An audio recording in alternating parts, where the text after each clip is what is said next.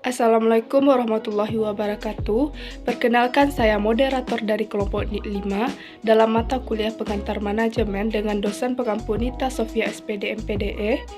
Di sini saya akan presentasikan hasil diskusi kelompok saya mengenai etika dan tanggung jawab sosial perusahaan dengan anggota saya sendiri, Aulia Rahmadatul Yandra, dengan NIM 210530059 dan rekan saya, Septi Wahyuni, dengan NIM 210530036. Baiklah, untuk selanjutnya penyampaian materi akan disampaikan oleh rekan saya, oleh Septi Wahyuni. Dipersilakan. Baiklah, di sini saya akan menjelaskan materi tentang etika, di mana etika atau etis adalah sistem aturan yang mengatur tatanan nilai-nilai. Menurut Baron, tahun 694, etika atau etis adalah suatu pendekatan sistematis atas pertimbangan moral atau moral judgment berdasarkan penalaran, analisis sistematis, dan perenungan.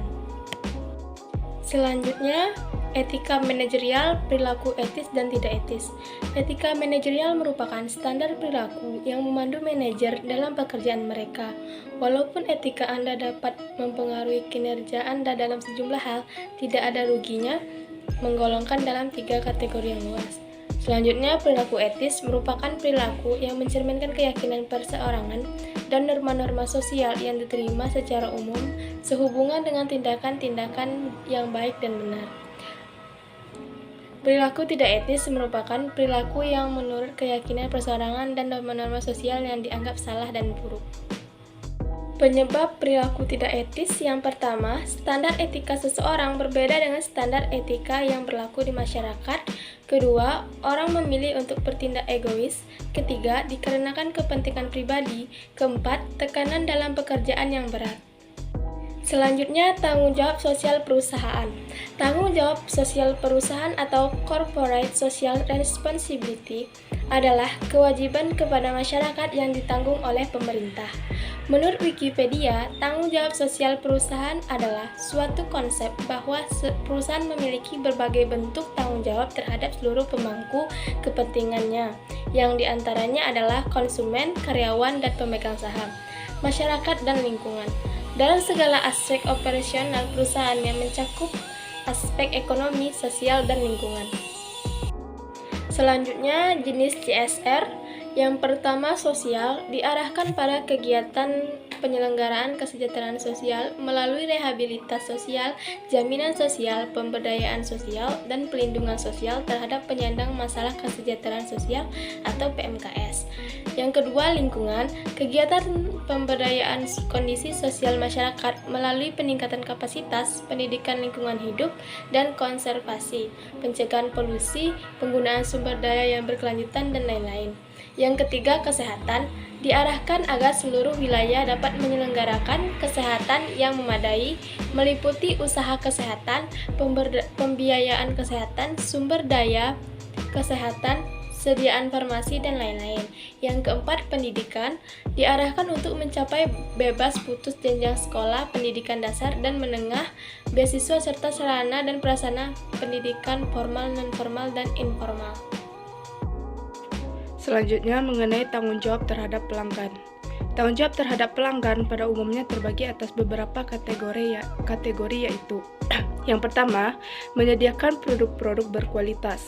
Yang kedua, menetapkan harga-harga secara adil. Yang ketiga, memenuhi komitmen dalam pengiriman. Dan yang keempat atau yang terakhir, menghormati adanya jaminan produk.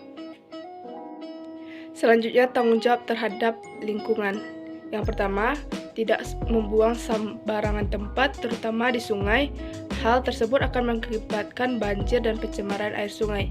Yang kedua, mengolah hasil limbah yang dapat diolah kembali seperti plastik dan botol-botol bekas yang dapat dijadikan kerajinan yang bernilai ekonomi tinggi. Langkah tersebut dapat mengurangi limbah yang terdapat di lingkungan sekitar kita yang dapat mengurangi pencemaran tanah. Yang ketiga, menjaga lingkungan tetap bersih dengan cara rutin mengadakan gotong royong, membersihkan gorong-gorong. Kegiatan tersebut membuat lingkungan sekitar bersih, asri, dan pastinya terhindar dari penyakit. Yang keempat, menanami tanaman pada lahan yang kosong agar oksigen tetap berlimpah. Dan yang kelima atau yang terakhir, menanamkan rasa cinta terhadap lingkungan sejak dini. Tanggung jawab terhadap karyawan. Perusahaan bertanggung jawab dalam memberikan rasa aman kepada karyawannya, memperlakukan karyawan dengan layak dan tidak membeda-bedakan, serta memberikan kesempatan yang sama pada karyawan untuk mengembangkan diri. Yang pertama, memberikan gaji karyawan sesuai dengan jam kerja yang dihabiskan karyawan. Yang kedua, memberikan asuransi kesehatan beserta tunjangan kepada karyawan. Yang ketiga, memberikan kenaikan gaji apabila terjadi laju inflasi di negara tempat perusahaan tersebut berdiri. Materi yang terakhir mengenai tanggung jawab terhadap investor. Selain berupa tanggung jawab terhadap konsumen dan karyawan juga lingkungan pekerja, maka pelaku usaha bisnis juga wajib bertanggung jawab kepada para investornya atas sejumlah besar modal usaha yang telah dipercayakannya dan ditanamkan guna menjalankan suatu bisnis usaha tersebut agar bisa berkembang. Untuk itu, maka pelaku usaha wajib membuat suatu laporan keuangan dan menyampaikannya dengan secara berkala dan rutin kepada para investor, sesuai dengan format dan memenuhi aturan dalam laporan keuangan yang berlaku. Sekian presentasi dari kelompok kami. Saya sebagai moderator pamit undur diri. Terima kasih atas perhatian dari Ibu dan rekan-rekan terhadap presentasi kami. Kami ucapkan terima kasih. Assalamualaikum warahmatullahi wabarakatuh.